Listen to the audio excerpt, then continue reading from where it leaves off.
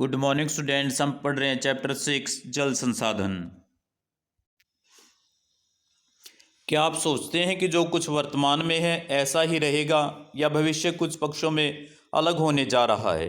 कुछ निश्चितता के साथ यह कहा जा सकता है कि समाज जनांकीय परिवर्तन, जनसंख्या का भौगोलिक स्थानांतरण और प्रौद्योगिक उन्नति, पर्यावरणीय निम्नीकरण और जल अभाव का साक्षी होगा।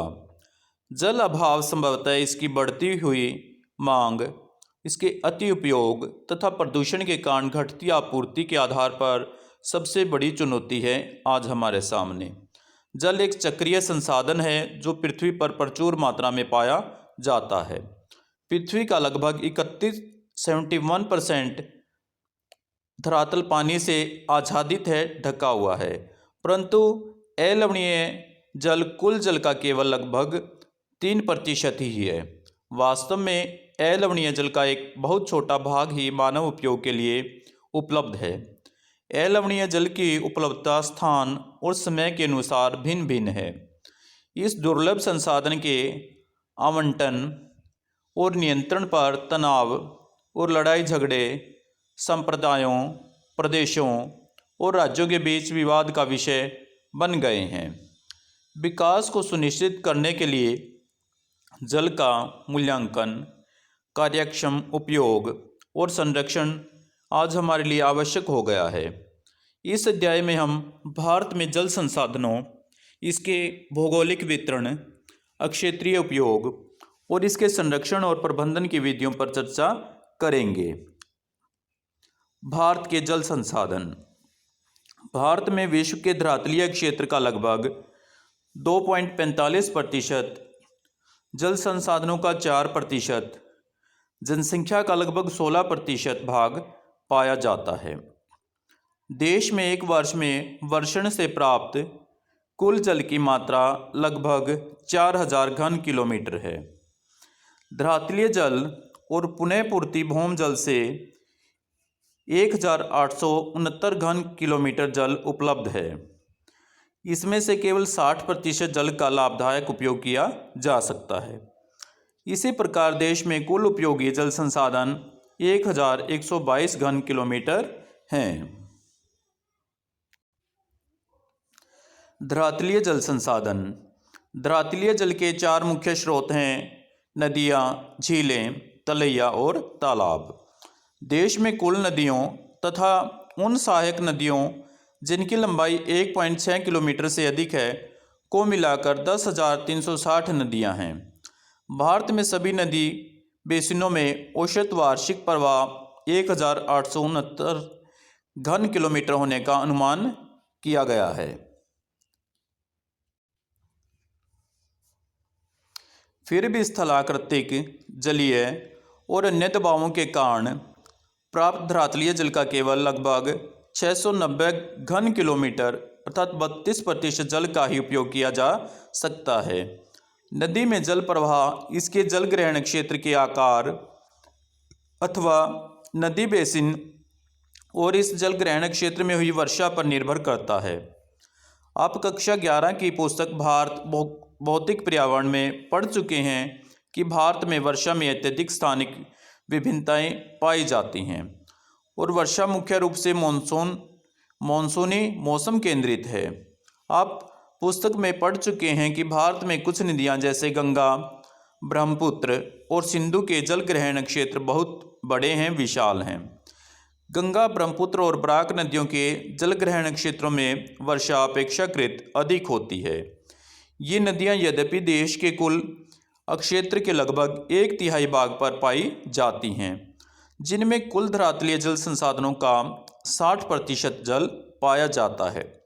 दक्षिणी भारतीय नदियों जैसे गोदावरी, कृष्णा और कावेरी में वार्षिक जल प्रवाह का अधिकतर भाग काम में लाया जाता है, लेकिन ऐसा ब्रह्मपुत्र और गंगा बेसिनों में अभी भी संभव नहीं हो सका है। भौम जल संसाधन। देश में कुल पुनर्पूर्ति योग्य भौम जल संसाधन लगभग 432 घन किलोमीटर है। उत्तर पश्चिमी प्रदेश और दक्षिणी भारत के कुछ भागों के नदी बेसिनों में भूमजल उपयोग अपेक्षाकृत अधिक है। पंजाब, हरियाणा, राजस्थान और तमिलनाडु राज्यों में भूमजल का उपयोग बहुत अधिक है, परंतु कुछ राज्य जैसे छत्तीसगढ़, ओडिशा, केरल आदि अपने भूमजल क्षमता का बहुत कम उपयोग करते हैं। गुजरात, उत्तर प्रदेश, बिहार, त्रिपुरा और महाराष्ट्र अपने भूमजल संसाधन का मध्यम दर से उपयोग कर रहे हैं। यदि वर्तमान प्रवृत्ति जारी रहती है तो जल के मांग की आपूर्ति करने की आवश्यकता होगी। ऐसी स्थिति विकास के लिए हानिकारक होगी और सामाजिक उथल पुथल और विघटन का कारण हो सकती है।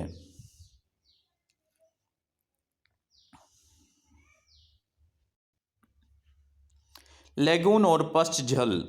भारत की समुद्र तट रेखा विशाल है और कुछ राज्यों में समुद्र तट बहुत दंतुरित है। इसी कारण बहुत सी लैगून और झीलें यहाँ बन गई हैं। केरल, उड़ीसा और पश्चिम बंगाल में इन लैगूनों और झीलों में बड़ी दरातलीय जल संसाधन हैं। यद्यपि सामान्यतः जल संसाधनों में खारा जल है, इसका उपयोग मछली पालन और चावल की कुछ निश्चित किस्मों, नारियल आदि की सिंचाई में किया जाता है। जल की मांग और उपयोग। पारंपरिक रूप से भारत एक कृषि प्रधान अर्थव्यवस्था है और इसकी जनसंख्या का लगभग 2/3 भाग कृषि पर निर्भर करता है। इसलिए पंचवर्षीय योजनाओं में कृषि उत्पादन को बढ़ाने के लिए सिंचाई के विकास को एक अति उच्च प्राथमिकता प्रदान की गई है और बहुउद्देशीय नदी घाटी परियोजनाएं जैसे बाखड़ा नंगल, हीराकुंड, दामोदर घाटी, नागार्जुन सागर, इंदिरा गांधी नहर परियोजना आदि शुरू की गई हैं।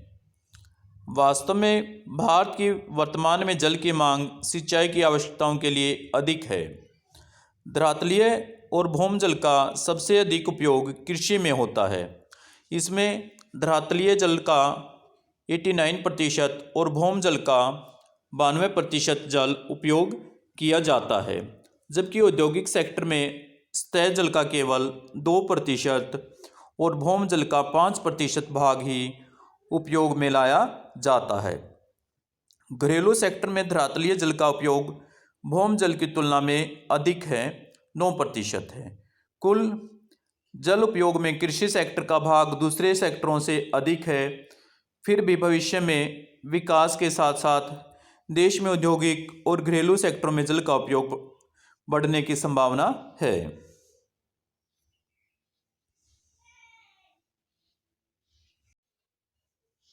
सिंचाई के लिए जल की मांग। कृषि में जल का उपयोग मुख्य रूप से सिंचाई के लिए होता है। देश में वर्षा के स्थानिक सामयिक परिवर्तनता के कारण सिंचाई की आवश्यकता होती है। देश के अधिकांश भाग वर्षा विहीन और सूखाग्रस्त हैं। उत्तर पश्चिमी भारत और दक्कन का पठार इसके अंतर्गत आते हैं। देश के अधिकांश भागों में शीत और ग्रीष्म ऋतुओं में न्यूनाधिक शुष्कता पाई जाती है।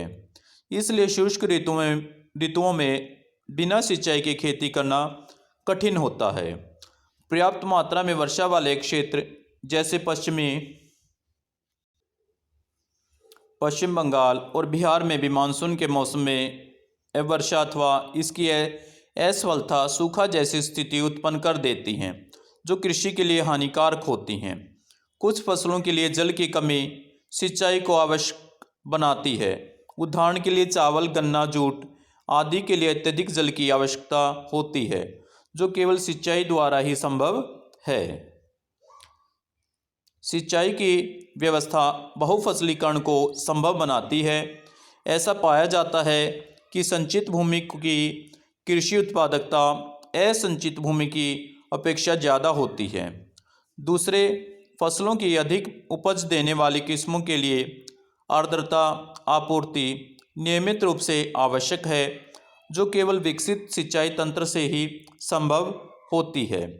वास्तव में ऐसा इसलिए है कि देश में कृषि विकास की हरित क्रांति की रणनीति पंजाब, हरियाणा और पश्चिमी उत्तर प्रदेश में अधिक सफल हुई।